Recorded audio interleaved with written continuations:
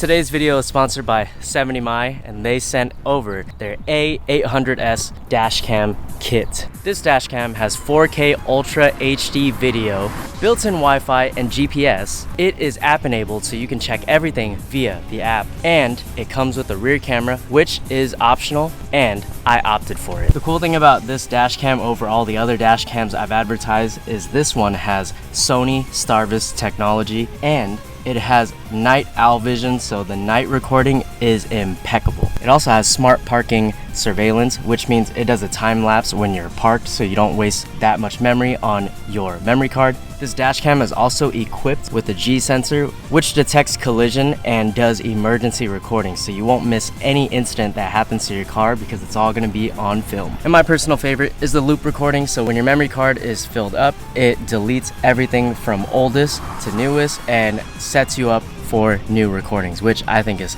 totally awesome. As you can see, I have the dash cam installed right here. I have it installed in the rear. I just need to tuck those wires, but we're just testing it and I've been loving it so far. I actually really love this design. You can use this swivel right here. It has your function buttons, which allows you to tap when you want to go to the menu or a certain function that you are trying to access. It has this vent right here, and it has a speaker, so it actually speaks to you. Here we have all the settings. You have video settings, system settings. You can format the memory card, download the app, and do system updates and all of that cool stuff. Once you download the app, you can do playback all on the app, or you can even watch your playback on the dashcam itself, which is really neat. If you want to go above and beyond, 70mi also offers their hardwire kit for this dashcam as well, so you can have peace of mind always having this dashcam on, even when you're parked or far away from the car. I love how sleek the dashcam looks outside. It's super small, subtle, and it actually has a really sweet design. Here's some footage of me driving around during the day. Everything looks good, crystal clear. Here you can see the license plate clear as day. All the traffic moving, colors are really vibrant. We have the rear camera, everything is still visible. I'm really loving this dash cam. It tells you how fast you're going, it tells you what direction you're going. If you guys are interested in this dash cam, there's actually a Prime deal day going on right now, and you can also use my discount code. All of this will be in the link in the description below. Cop yours today, own the road, and have peace of mind when driving your car. Now let's get back to today's video. Yo, what is going on, guys? Welcome back to the channel. Thank you once again for tuning in. Guys, there's a lot of stuff I gotta catch you up on. I haven't had my ES for about almost 2.5 months now. A lot of stuff has been getting done to it because it wasn't starting on the first crank. I initially assumed it was fuel pump. I had this new guy I was going to inspect the whole car. We tested everything from thermostat to fuel pressure regulator valve to this and that, and ultimately we fixed a lot of things that were going to take a shit at some point in the near future, which is good.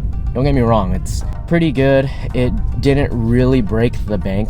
Turns out it was not fuel pump. However, we switched out so many different things, and I'll explain more in a bit. I'm actually going to go check out the car, see if it's ready for pickup, or just to like see the progress, because I'm going to Week Fest. So that means this video will probably come out way after the fact, but I'm not telling anyone I'm going.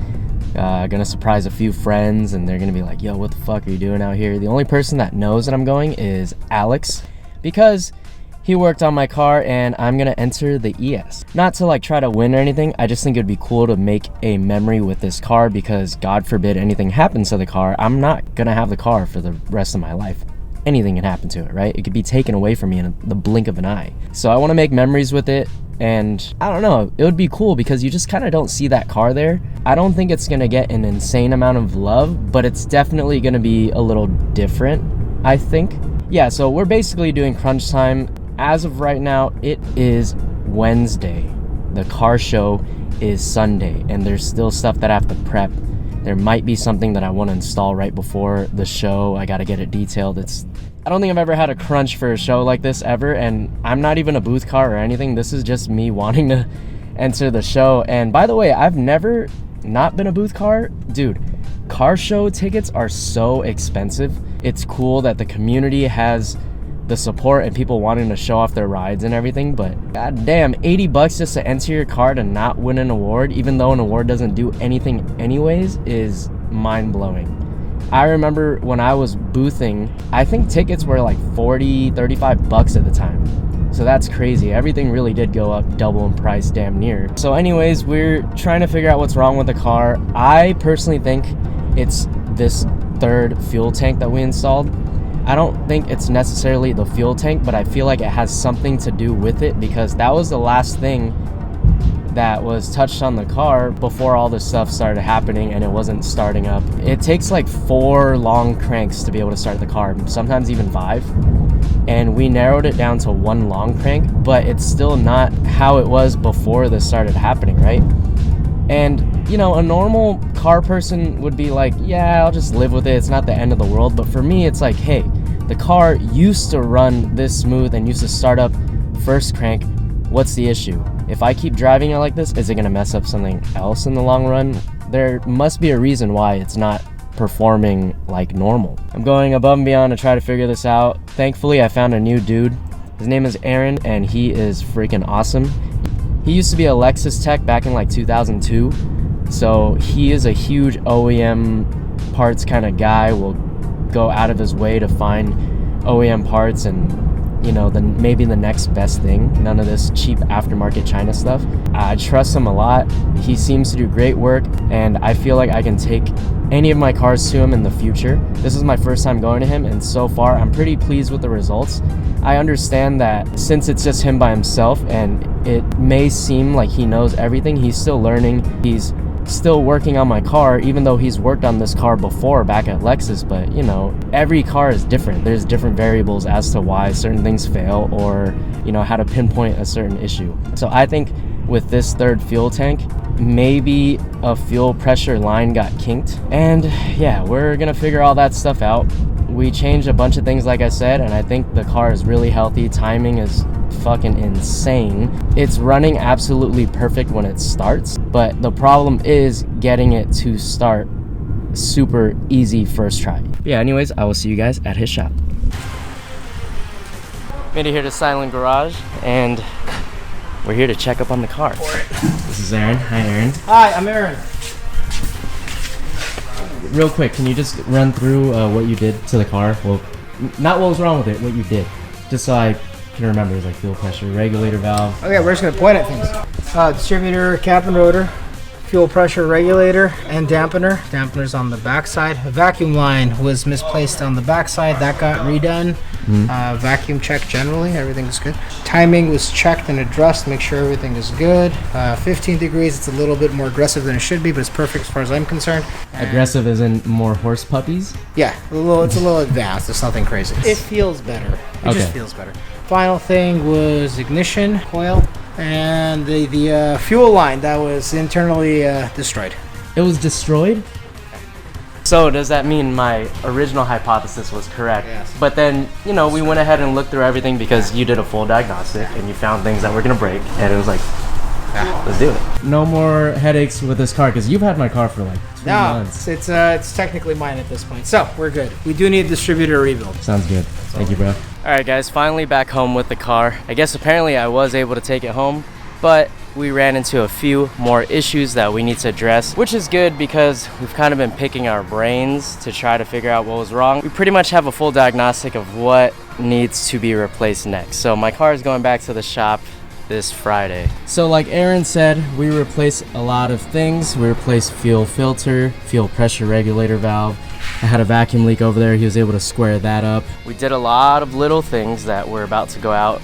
The reason why the car wasn't cranking was because there was a line in my fuel pump assembly that got kinked 90 degrees. He unkinked it, and he also replaced out one line that was pretty much corroded, which allowed it to turn over in one crank, which is exactly how it was before I brought him the car and before things started happening. So that makes me pretty stoked, but this is now what we have to do next. So I don't know if you guys can see all the way in there. It's kind of hard, but that's where the distributor is. It's like right there, and it's leaking. So that pretty much means we have to do a distributor rebuild. Thankfully, I was able to find a rebuild kit. It's relatively cheap. We just have to open up my distributor and see if any of the other internals are messed up. Then we have this overheating issue. Thank God it's not my head gasket. That was like the last thing I wanted. So he was able to test it. Head gasket is good to go. The issue is my car overheats and the needle moves up sometimes, but it corrects itself and cools down on its own. I notice this happens a lot when I have the AC on, and the AC just stops blowing cold for whatever reason, and when I'm driving uphill for long periods of time. Since it's not the head gasket itself, this is what happens. I'm not losing coolant in terms of it evaporating and going inside of the motor. It actually fills up the reservoir here and it overflows and comes out on the floor. So that is a recent puddle from me. So we need to get that squared up. What he thinks is that it's the thermostat, because we shot everything with a thermal gun and we were able to check the temps for everything. Radiator's fine. The thermostat itself was fine, but I feel like it's a little lazy, so we don't know if it was swapped out before. My uncle doesn't remember if he swapped it out, so we're just gonna swap it out, as well as some O-rings and seals around it. Hopefully that should fix the problem for the most part, because everything else is running fantastic. He's also gonna put in a new temp sensor, so we get accurate readings from how hot it is in the engine bay on my dash. And then the final thing that just kind of happened as of recent is the TPS went out, which is the throttle position sensor. If you guys don't know, with these older cars, they use 4 different components for one action, which is ignition. All these newer cars, you just have one component just for ignition, right?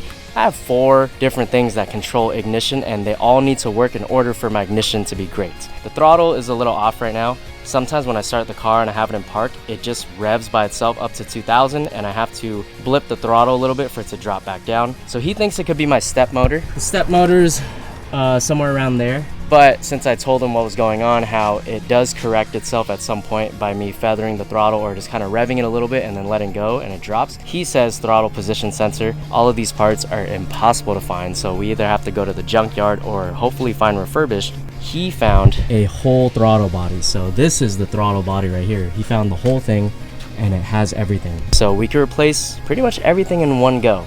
And I'm kind of down for that. Once we're done with all that, I should be able to get the car back and drive it, and it should be fine. We're gonna keep testing and testing till we get things the way we want. But after that is done, the next thing, hopefully the final thing that I do, is valve cover seals, gasket, intake manifold seals, gasket, and it should be good. As well as distributor. We're gonna knock all of that in one go because all of this has to come off anyway. So when he does valve covers, he's gonna do distributor as well, which is gonna be amazing. And the coolest thing is he asked me if I wanted to paint my valve cover a different color since it's gonna be off. This is the valve cover, right? I've always wanted it like mirror high polish, not chrome dipped. So I think we might do these 2 pieces in chrome polish. I know it sounds dumb, but we have the opportunity to be able to do it, so I might do it just to make it look a lot nicer, and it'll be easier to tell when it gets dirty or if something's leaking or if there's fluids all over. So I might just do that. So that's kind of cool. But once all those things I just listed are done, this car should be perfect. I love this car, and honestly, I just want this thing to drive absolutely perfect. I want it to be pretty much the perfect daily, and then from there I can move on to other things. I can work on the IS. There's so many more things that I can do, but I really want my daily back. I want this to be perfect. I want everything to be the way it should be. So once that's all done, I think I'll have a decent weight lifted off my shoulders. Huge shout out to Aaron over at Silent Garage for being the dopest dude. I literally just met him like 2 months ago, and he has been so helpful and super patient with me and this car. And he hates this car. He used to work on this back in the day when he worked at Lexus all the time, so it gives him PTSD. And he decided to take on my car, and he kind of fell in love with my car too. So it's like a passion for him to get this car driving the way it should drive. And I'm not saying that the car's broken or it's not drivable. This car is drivable. I can drive it to the ground right now if I wanted to, but I'm doing a lot of preventative maintenance, and I want to make sure it gets the love that it deserves, because he told me my motor is extremely healthy. I take really good care of the car, so let's just keep that going. But yeah, that's pretty much all I have for you guys. I know it's not the craziest video, but this is the update, and I've been so happy driving this car for the past few days that I've had it. So I'm actually gonna take this car to WeekFest. That is going to be the very next video. I'm surprising friends there, and nobody knows that I'm going, and I'm bringing the ES, so that's going to be cool. But if you guys enjoyed this video, don't forget to give it a like, comment, share, and subscribe. And honestly, I will come out with more content, I promise. and I will catch you in the next video. And don't forget, it's always better to look good than to feel good. Oh, later.